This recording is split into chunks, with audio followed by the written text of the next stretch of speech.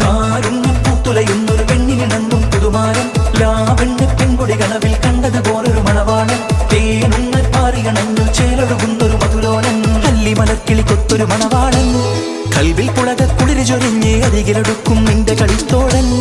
അനുരാഗക്കഥ ചൊല്ലി രസിത്ത് മാനസം കവരും മാരൻ മോഹിച്ച് കിട്ടിയ തോഴൻ മനസകമേ മുഖത്ത് പേരുത്ത് നിലവുകൾ പൊരുത്ത് മഹർമാല എടുത്ത് മധുമതിയാം